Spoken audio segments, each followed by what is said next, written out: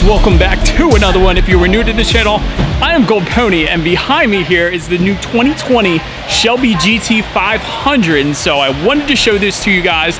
I'm gonna do a quick walk around here, giving you what I personally know. We don't know everything yet. Second part of the video, we're gonna let the chief engineer tell you guys about it, so that's gonna be cool too, but let's check it out. So the first thing I wanted to tell you guys is that this is the biggest Cobra emblem that Ford has ever put on a Shelby Cobra, so that is pretty cool. And of course, you have the Shelby etched into the bottom, just like the GT350.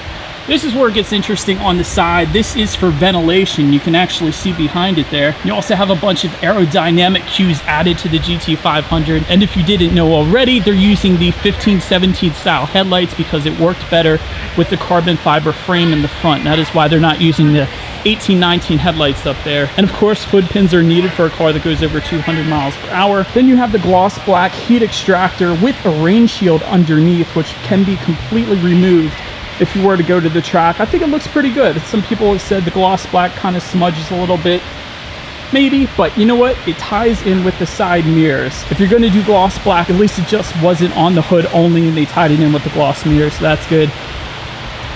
Taking a look at the brake setup, you guys see the aluminum hats. They're of course lighter weight, and the carbon fiber wheels, and you guys know GT350 had the carbon fiber wheels, but this is the exposed weave, and that is pretty cool. I always thought it was kind of interesting that the GT350 didn't expose the weave. It was just black, basically. Couldn't really tell they were carbon fiber, although they were, but definitely love the look of the carbon fiber wheels. And these are 6-piston Brembos, by the way, and because the rotors are so freaking huge, Ford had to use 20-inch wheels as opposed to 19-inch wheel setup, so that was kind of forced upon them.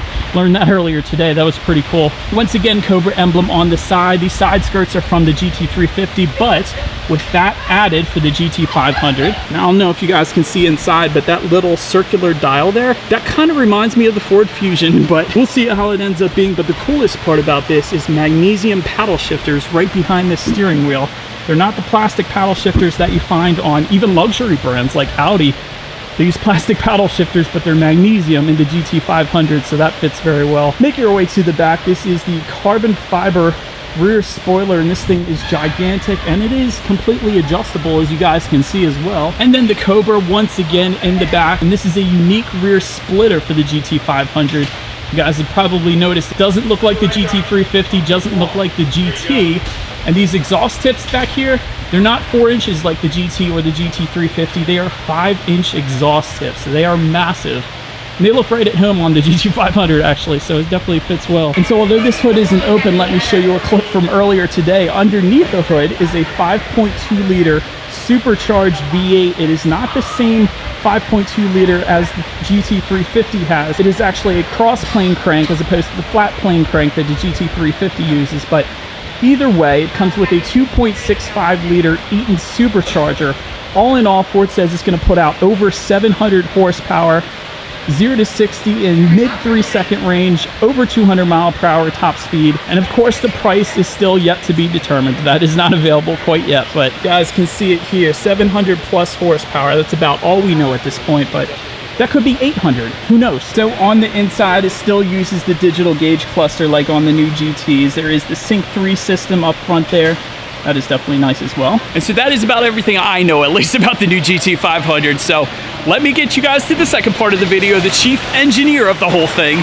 This is probably going to be a lot more explanatory than what I had to offer there, but anyways. For those of you who don't know, Performance founded Ford Motor Company in 1901 at the Grosse Pointe Farm Speedway. Alexander Winton, the reigning champion, went down in flames to Henry Ford and Spider Huff, his crew chief, in a car called Sweepstakes. He was the reigning champion.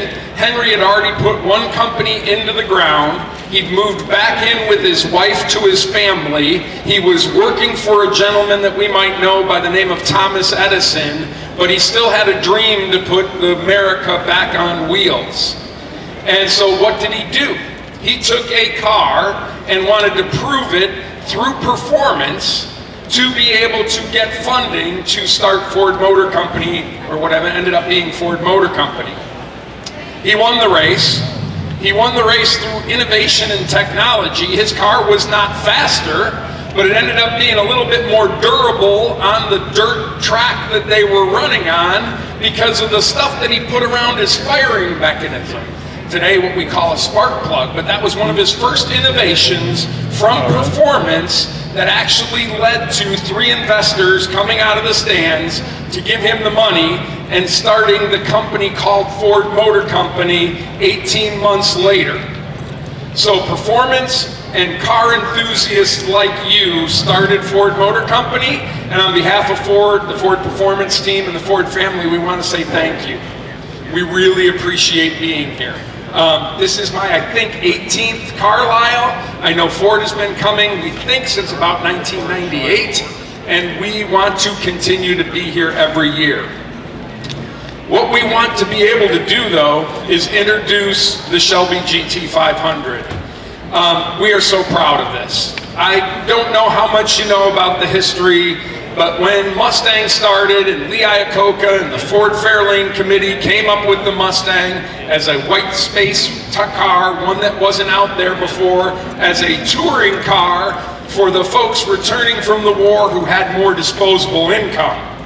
Now, it wasn't initially a race car. So Carroll Shelby and his merry band of hot rodders took that Mustang in '65, made a GT350 competition model that we all call the R car now, and went on to win SCCA Production B in '65 and '66. Now you had Parnelli and the Boss 302s, you had the legendary IMSA cars. From that point in time, Mustang came not only as a road course car, but as a drag strip car. Solid rear axle, you know, put the 410 in the back of it when you go out there and go to Milan down there and run quarter-mile hole shots.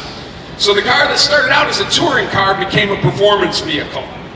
Now, Carroll with the GT350, it was left and right, it was a road course car. He came out with a GT500 a few years later that had things like a radio and air conditioning, you know, those minor creature comforts in there.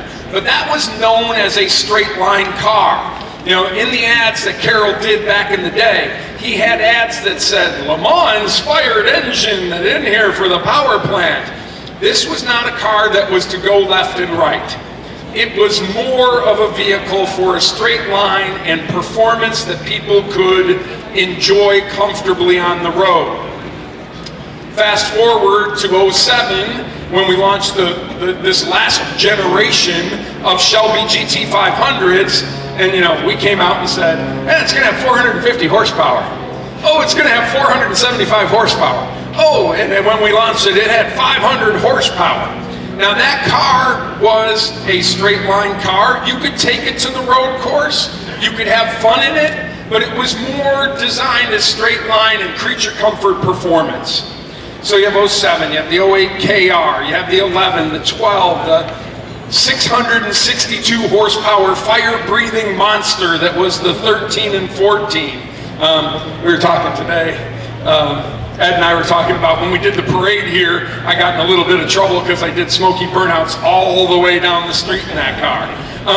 But that car was 200 mile an hour. It could go on the road courses, but again, top speed, straight line, and creature comfort.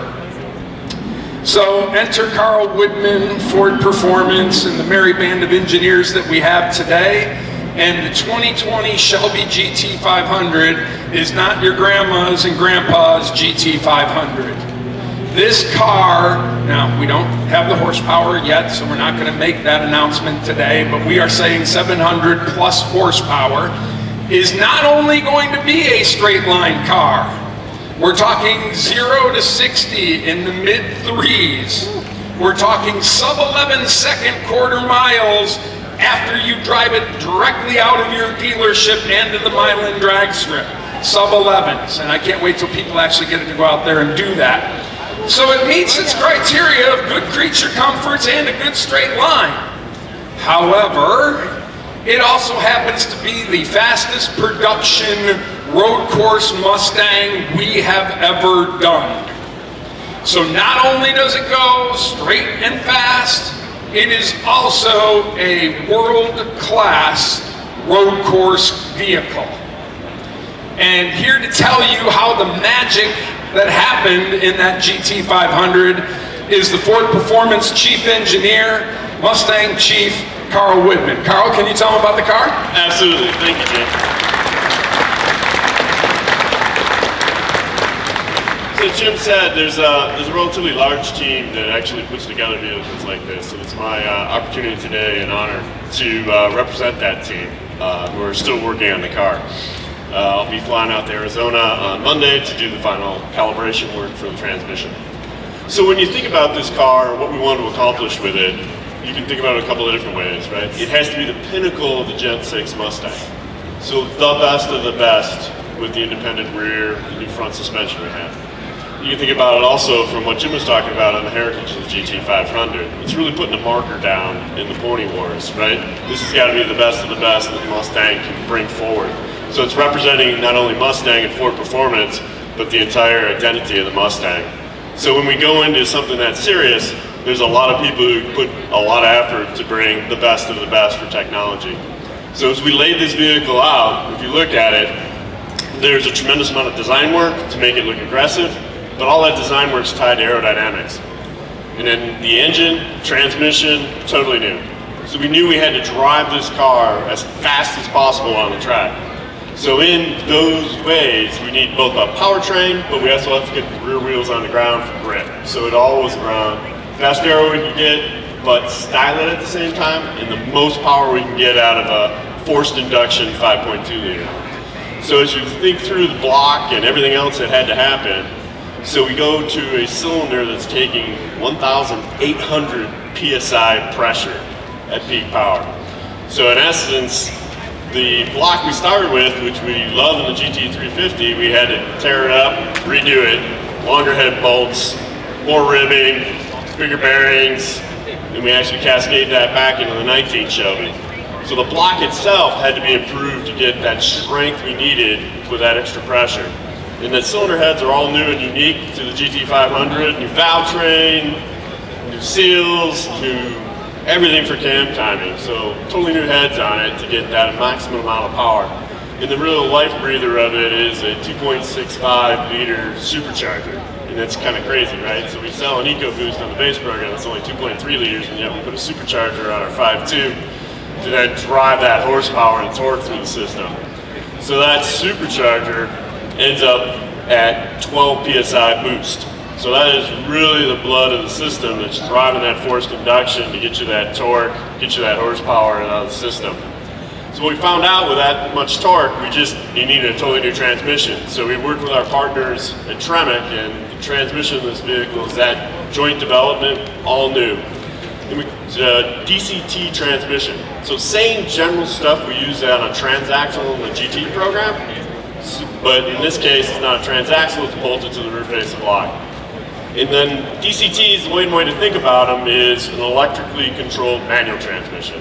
Right? It's not like an automatic that we use in the 10-speed transmissions in the base Mustangs. It has the capability to drive torque immediately to the wheels, right? So we don't have to have any break in that action, but we can do it in 100 milliseconds. And that's key, right? To get that speed on the road course, we need to go from gear to gear to gear as quick as possible and not lose any torque. So not only we needed a new transmission for an upgrade to handle all the torque to the wheels, because a lot of things we do on Mustang is we're really driving the maximum amount of torque to the wheel, right? We want the power and the torque at the wheel, not just advertisable. So the totally new Tremec transmission, a DCT, gives us that capability to then have the right gear in and out of the corner rapidly as we use either track setting, but also we can change that setting as we go to drag, and we give you the maximum amount of torque as you go through a drag in a straight line. And so that ability with an electrically controlled system to set up that power for your event, get the best times possible just driving it out of the dealership. So that integration of the powertrain is key.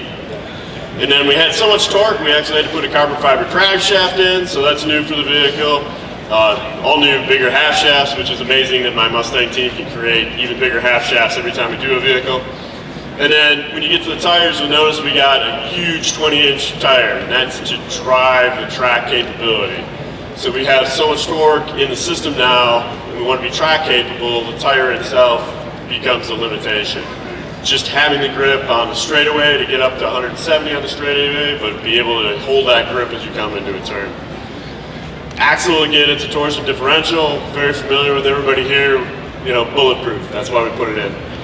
So when you look out to the wheel ends, we got all new arms, right? So we had to actually get packaged for a slightly bigger brake, slightly bigger wheels and tires. So again, unique arm setups for the GT500, again, different again from the 350.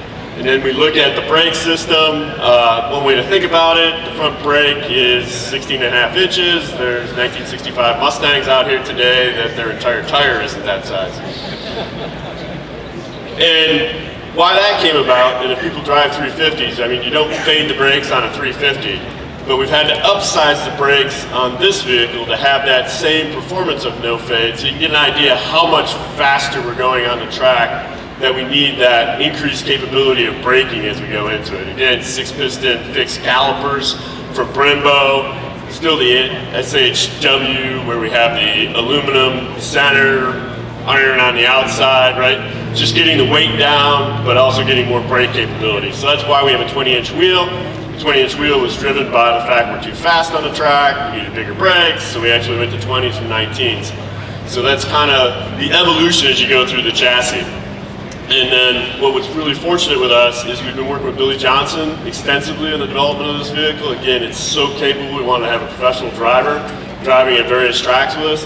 And what we're able to do with that, it helped us really give that electronic tuning for both the engine, transmission, gear selection, our ABS brake controls. We got all new software for that, and that gives us the ability to trail brake this vehicle with its amount of power.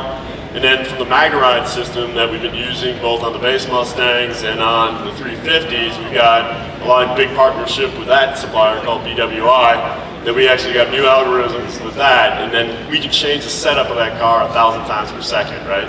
So as you go through the different modes of normal, sport, track, they all give you that different capability of, hey, I'm gonna choose this selection to be this stiff as you go into a turn. We're measuring ride height sensors in each corner. We're measuring your G's, right? We're measuring your pedal position. And we'll decide how to set up that shock electronically to really give you a flat planted feel. So you won't get roll like on the 13 or all those other things as you drive into the corner at that speed. We can basically hold the vehicle up with that technology. So it's the integration of it is really what we'll spend the time on in the engineering, that we can actually make sure we get the maximum amount of performance out of the vehicle. And I'll say I'm kind of over budget on track time for the last 2 years, quite extensively. But that's really what my team does. They live on the track, they'll drive on the track, and then we bounce it off our partners in motorsports to make sure that it's an intuitive vehicle to drive. And then if you get into the styling, there's a lot of love in the details, right? And we do that way up front nowadays, right? So it's all done in the computer or our analytical processes. So when it comes to the appearance of it, all that detail doesn't look chunky. It all looks fluid. And the only way you can accomplish that, we have a dedicated studio team in Mustang, that's probably the fourth Mustang they've worked on. We have a dedicated aerodynamics team. This is probably their fourth Mustang. And that partnership we have as we do these Mustangs between the aerodynamics teams and the studio teams can create what is, 50% more airflow through the coolers and twice the front opening of a GT350, but it comes out as it's all fluid. The motion looks like it's moving when it's standing still. And that's all unique from the A-pillar forward to accomplish that task to match cooling capability and downforce. We're always trying to balance that out to actually flow more air into the cooling system to keep you endurance on the track, which is also key to a Shelby, but also give you that downforce so as you go into a curve or you go over a hump, you still have confidence that that vehicle is going to hook up. And that's a lot of why we have a relatively large heat extractor on the center of the hood. Basically gives you the ability as you pop out a rain tray, it's that decision if you want these going through or if you were at the track, and that was our solution between those two things. You pop that out and it basically gives you more cooling capability because you're flowing through the radiator freer, and it actually takes a lot of that downforce into the front end. And then you can balance it out at the back. We sell an optional wicker on the rear spoiler. So in general, that is how we accomplish what is the fastest Mustang on a track. We have the most powerful Mustang we've ever created that's street legal. And the only other stuff, if you look on the interior, again, as Jim said, a lot of what the GT500 is no compromise in straight line, no compromise in track performance, and then no compromise on the interior creature comforts. So again, we brought over the digital cluster that's been successful on the base Mustangs. So now these are standard with a digital cluster with all that interface that you've come used to, where you can change the track modes, do track apps, and just have a real clean interface as you're driving on the track for what's really going on for speed and RPM. Okay, Jim, where'd you end up? Well, Carl. So what do you think of what Carl and his engineering men and women of Ford Performance have done? Pretty good? I know Carroll for sure would be impressed. We have the keys? Yeah, we do. We have the keys. I know Carroll for sure is looking down and is impressed with what we've done here. But I would rather the car speak for itself. So Carl's going to take it through the various exhaust modes, and you can hear this unique Shelby Mustang roar. Go ahead, Carl. Good neighbor. That's the good neighbor. So for people in your neighborhood who yell at you for having too loud of cars and you're starting it too early on a Saturday morning.